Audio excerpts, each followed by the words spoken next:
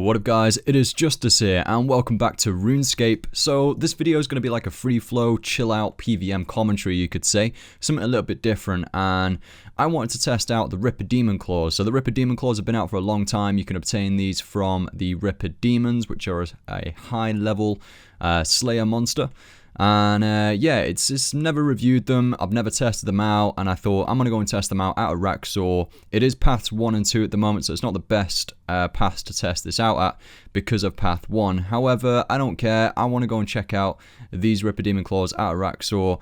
And I think the idea of them is you got to use them when the monster's health goes below half. So when Araxxor's health goes below half, I will whip out the Ripper Demon Claws. I'm going to use my Drygores at first, and I'm probably going to switch over from my Drygores to my Ripper Demon Claws. Something like that anyway. At some point as well, I'm going to have to use my Scythe there because I bought a Scythe due to invention. I've not used a Scythe at all at Araxxor either. So that's something I do want to test out in the future. Alright, so these are still buying for well over mid. I don't know what like the Wyvern crossbow is selling for or anything, but the Ripper Demon Claws have just bought for 34 mil for the main hand Ripper Demon Claw, and the offhand bought for 24.7 mil, which is much higher than what the recommended guide price is on the Grand Exchange. So straight away, price wise, these are more expensive than if you were just going to buy tier 90 Drygores.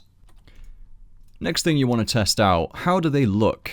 So, you know, cosmetically, how did they look? So that's the first one. Damn. Next one. Boom. So now I've got dual Ripper Demon Claws, and yeah, I don't know, they look really weird. I really wish they'd just gone back to the, you know, like Dragon Claws as well. I honestly don't like the new look of claws on this game, Rune Claws and all of that. I just feel like they are way too big.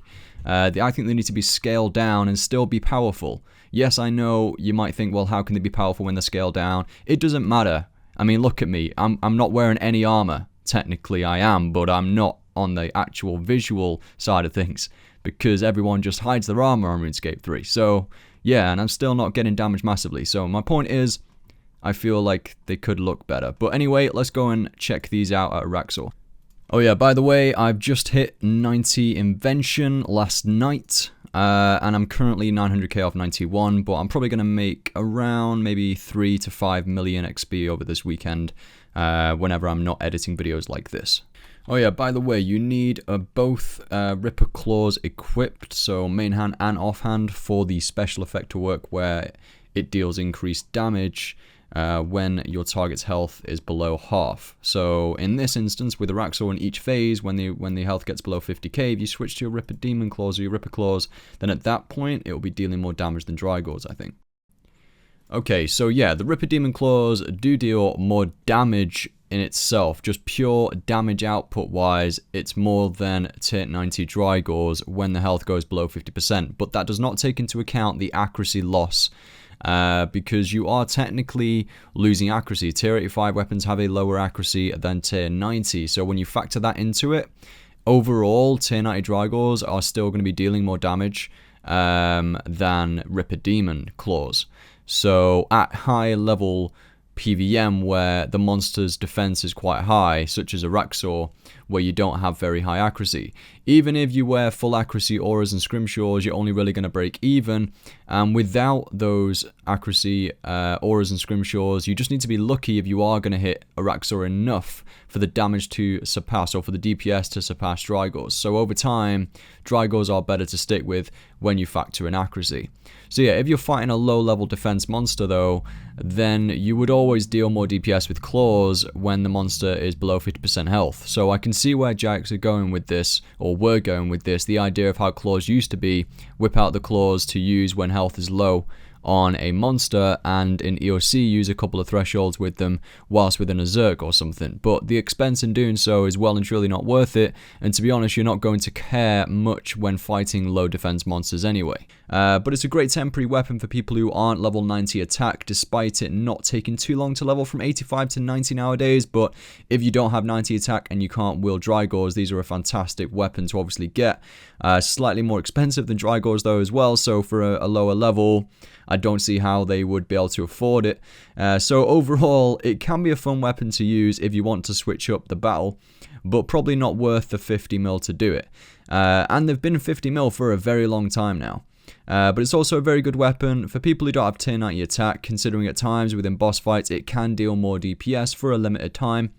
And if you get lucky and RNG is on your side, you can get some very large hits out, as you saw me in this video, getting 9.5, 9.6 and 10k hits, which I got fairly quickly as well.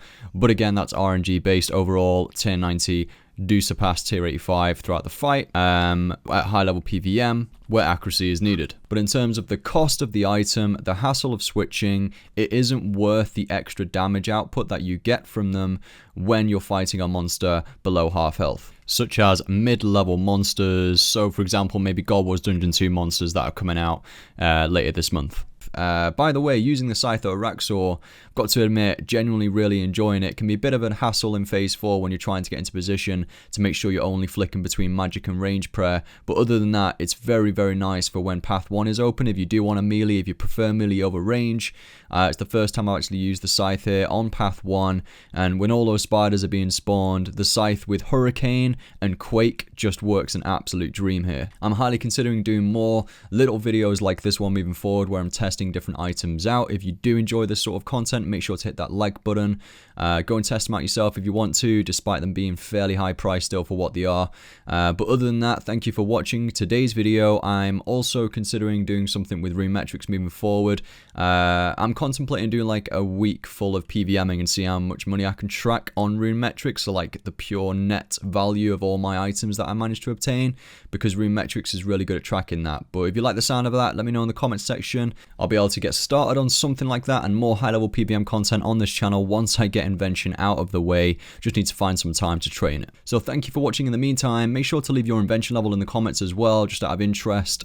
I'm interested to see what the community is level wise and invention. But yeah, it doesn't take that long to do it. It's just about having the money, and for me personally, it's about finding the time just to grind out a few hours. Because if you do decide to power train it, it can be very boring, so it really depends on what approach you take to the skill. Thank you for watching. Make sure to subscribe if you're new here, and I'll see you all in the next one.